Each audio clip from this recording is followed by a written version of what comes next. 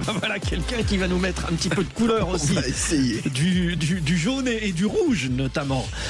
On va parler, Jules Boscherini, avec vous, du Racing Club de Lens, auréolé du titre honorifique de champion d'automne hier soir après sa victoire sur Toulouse. Victoire 3-0 pour des Lensois qui s'offrent le droit de siéger en tête du championnat à la mi-saison. 40 points après 17 journées pour 13 victoires, un nul et seulement 3 défaites. Une première moitié de saison solide à l'image des Sang et Or, comme sur l'ouverture de Wesley Saïd qui vient refroidir les ardeurs du stadium juste avant l'heure de jeu. Et rien que pour le plaisir, on va revivre le premier but de l'année 2026 avec les commentaires de nos confrères de Ligue 1+.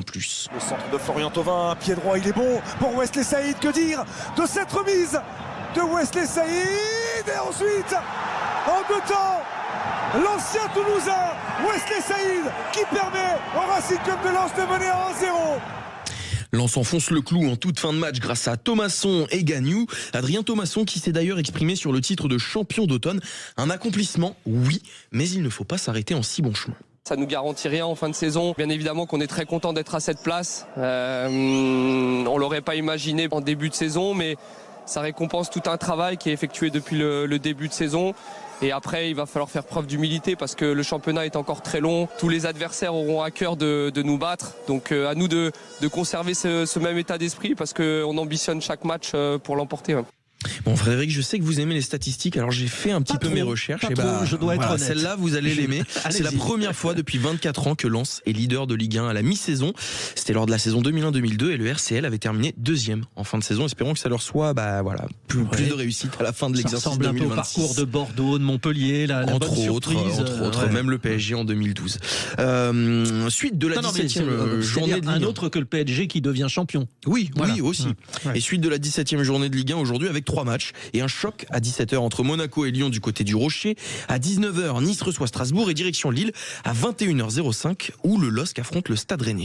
Nice-Strasbourg entre un nouvel entraîneur qui revient de nulle part, Claude Puel, et celui de Strasbourg qui pourrait partir à Chelsea, Rosenior. Bon, tout va bien. Et puis, toujours en football, c'est le début des 8e de finale de la Coupe d'Afrique des Nations aujourd'hui. 2 matchs au programme. Absolument, Frédéric, c'est une autre compétition qui commence, mais surtout le début des choses sérieuses. 2 affiches aujourd'hui à 17h, le Sénégal affronte le Soudan, puis à 20h, le Mali défie la Tunisie. Allez, moi je suis pour le Sénégal et pour le Mali. Voilà. Bon, place au rugby à présent. On retrouve le top 14 aujourd'hui, 14e journée pour bien lancer l'année 2026. C'est bien sûr, Jules, sur Sud Radio, la radio du rugby. Avec du lourd d'entrée, l'USAP reçoit le Stade Toulousain à 14h30.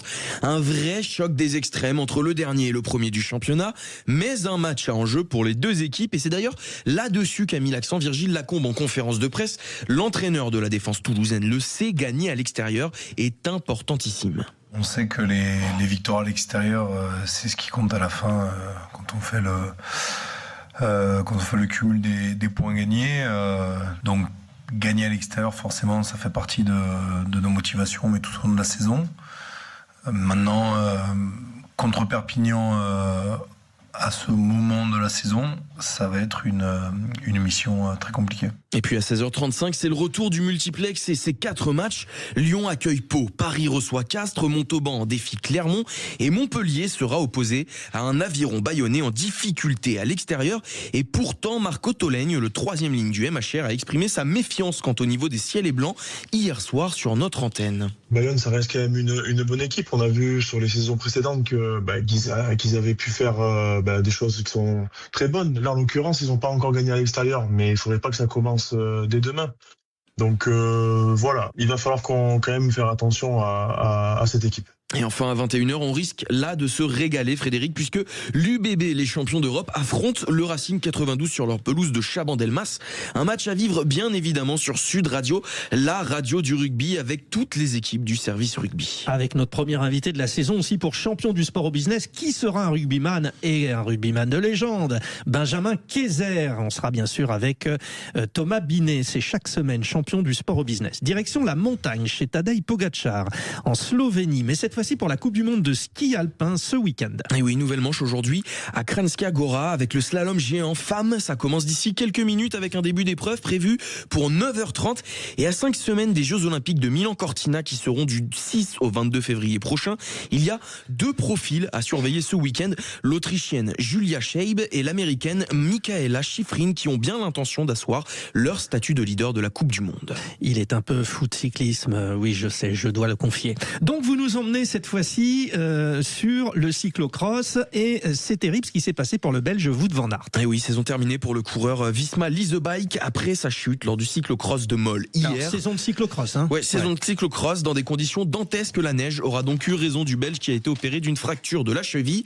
Et côté sportif, c'est Mathieu Van Der Poel qui s'est imposé sans grande difficulté. Le Néerlandais qui est toujours invaincu cette saison. Est-ce que Wout van Aert sera de retour pour le printemps et les classiques flandriennes ? Ça serait important pour lui. Merci Jules Boscherini.